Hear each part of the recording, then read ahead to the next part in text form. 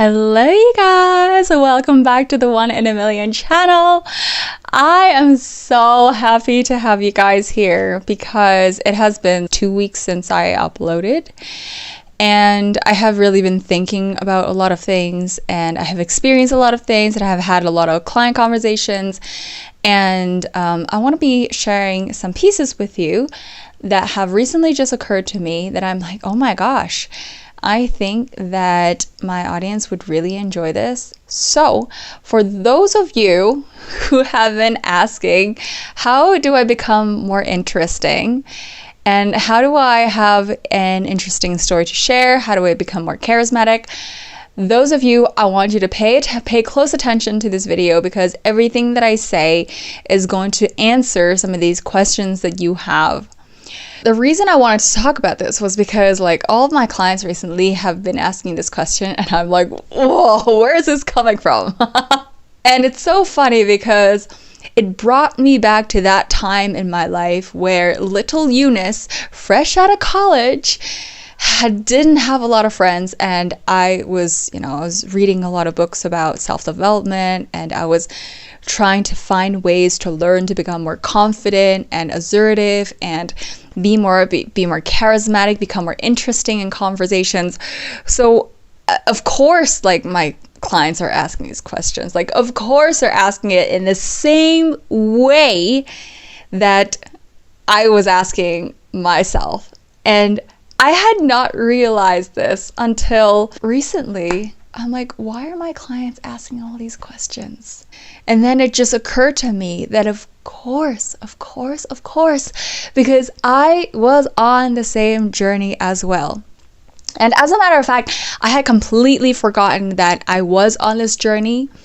I don't think about becoming more interesting anymore. I don't think about becoming more charismatic or attractive anymore. I don't think about those things. So I want to just walk you through how this evolution happened and how you too can become a more interesting person without even having to think about it. So what I've realized is that when we think about becoming more interesting, we're really just focused on what is the other person's perception of me. If that is what we're thinking as we carry ourselves into a conversation, what are you thinking of me? How are you perceiving me in this conversation? How are you perceiving me or judging me in this interaction? I'm gonna stay very self-conscious because the whole time I'm just trying to become more interesting or appear to be more interesting than I actually am. Then I think the way I am. So what I've realized every time, when a client asks me, how do I become more interesting? I'm like, you first got to stop thinking about being more interesting. And when you stop thinking about becoming more interesting, then your focus becomes not just thinking about your behavior, not thinking about how people are looking at you, and you can free up more space to be more in the present. So I wanted to share a little story with you because I was this person and I just wanted to share with you how the evolution took place so that this can happen for you too. Once upon a time, little Eunice, fresh out of college, I was so bright-eyed and bushy-tailed and I was so excited about life. So excited. And back then I was dating my ex-boyfriend, which had a lot of friends. He had a lot of friends. Every single weekend we'd be doing something, we'd be going somewhere, there's some engagement, there's a party, there's a dinner to go to, and every time his friends, there were so many friends there. I remember on average, just a weekend party, there would be 20 plus 30 plus people. That's normal. And then every Friday night after work, there's some small social gathering as well. So socializing was a huge thing for our lifestyle. However, back then, because I didn't have a lot of friends, I didn't have a lot of opportunities to understand how to build relationships, build friendships, build meaningful connections, I was so overwhelmed because every single time I had to put my best foot forward, I had to put my best face forward, I had to look like I want to be there, when in fact I just wanted to stay at home. I just wanted to like watch movies with him, I just wanted to chill, I just wanted to cook, I just wanted to like do our own thing.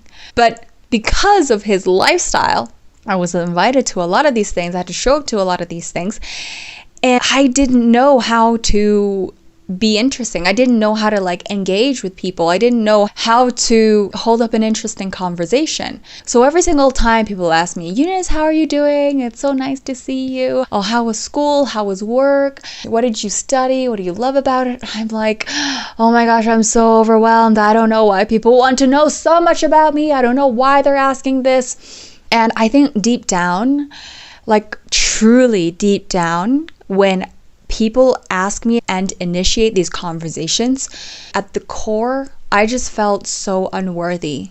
And it manifested into thoughts like, I don't know what they want from me. There's nothing I can say that's really, substantial or useful to you. It's like, so what if you knew about my day? I don't know what to tell you. I don't know what value I can give to you. I don't have a funny story to share. I don't have a joke to share. I don't have something interesting that happened the last weekend. I don't know what to give you. So I felt like on one hand, I was really disappointing people. And on the other hand, I felt like whenever I opened my mouth, I'm like already instantly losing their attention.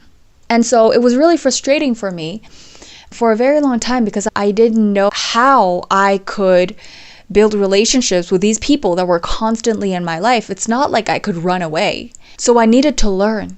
And so I started reading a lot of books and articles about how to become more interesting. And there was a lot of advice that I got, There was a lot of suggestions about what to talk about. People said be more engaging, listen more attentively. But really none of those things felt substantial, or it didn't feel very helpful at all. So fast forward a couple years when we're no longer in the relationship, and eventually I got married to now my husband, and I started really working on myself. I started digging into my history, my emotions, my feelings. I started spending more time with myself. I started investigating how I became the person that I am. How did I become the person that have all these emotions and have this history and this past? And why do I feel the way I feel? Why am I so driven in this way? Why do I have those fears? And the more that I dug up within myself, I would almost kind of call it like a hibernation period, because I really went through a period of time where I was not actively socializing. I was not actively engaging myself with people. Like there's a friend here and there who I still keep in touch with that, we'll still meet up. But I started spending a lot of time investigating and studying myself and learning about myself. And what that taught me was that we really cannot assume that we know ourselves very well. I think that that's probably one of the biggest mistakes that people make, is that if you think that you fully know yourself already, then what more is there to learn? That what more is there to be, interesting about yourself from your standpoint right now? And I think it's because I kept learning about myself, and I kept digging deeper, and I kept finding more substance about myself, and I started feeling like a huge interest towards myself. I started feeling as though my inner world was really interesting. I started thinking, oh wow, that's how I think. And I started connecting the dots like, oh, this draws like a full circle. Of course I'm behaving this way because I had this happen in the past, and this person said this to me in the past, and then I held it and I kept it. And then now I'm able to draw a full circle, and I am able to release it. The more that I discovered these aspects of me, the more interesting I found myself. And the more interesting I found myself, the more I wanted to learn by experiencing more things, by experimenting who I could become, by really like drilling down more questions to find out who I am and my inner substance. So now, speaking to you from where I am, I had actually completely forgotten the fact that at one point I had really wanted to become more interesting. I remember it was so painful, like that feeling of a person just approaching the office pantry and then thinking to myself, oh my gosh, they're gonna ask me what I did last weekend, and I don't know what to tell them. It's like, I don't know, I went hiking and I went for dinner with a friend, and I don't know, I can't recall the things that I did. Like, I went for a walk with my dog, we spent some time with family, and that's about it. And I can't always recall what I did, but I now understand, the cringe that I had. I now understand the anxiety that I held when I heard people approaching, because I genuinely thought that my life was not interesting. I thought that I was not interesting, and therefore whenever someone asked me about my life, or when someone asked me about my weekend, it's like, I don't know what to tell you. There's nothing intriguing.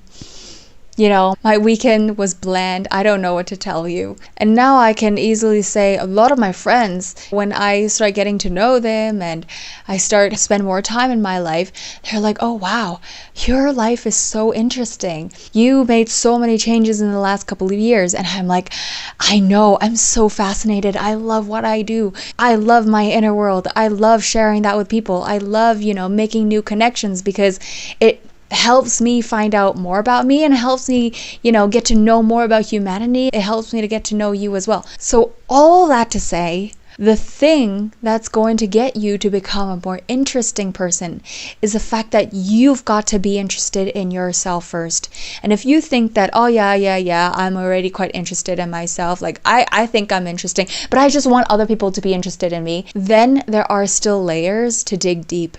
There are still substance within yourself that has not quite surfaced, and I encourage you to take this opportunity to spend more time with yourself, investigating yourself, get to know yourself, and really take yourself on dates. Spend more time in your journal. Ask yourself questions that you've never asked before. Even ask yourself, why do I want to become more interesting? Why do I care? Why do I want to be seen in that way? I think that it's going to open a lot of doors for you, and the moment that you truly think that, oh wow, I am quite interesting. I have a lot to share. I have a lot to feel about certain things, and I can't wait to share that with the world. The moment you're able to connect to a part within yourself that feels so alive, and you start becoming really fascinated by yourself, and you become fascinated by the world, that is when you become interesting. And let me tell you, that is absolutely sustainable. You're not going to slide backwards. You're not going to run out of stories to tell. The moment you find yourself interesting, the whole world opens up for you. Your inner world opens up for you. And that's how you allow yourself to open up to other people as well. So I hope that this encourages you to keep going in your journey, to find out more about yourself, and don't stop connecting with people. The more you do this, the more you're going to learn about yourself. So please let me know what you think about this video. I love you guys so much. I appreciate you for being here, and I'll be seeing you guys in the next video. Bye!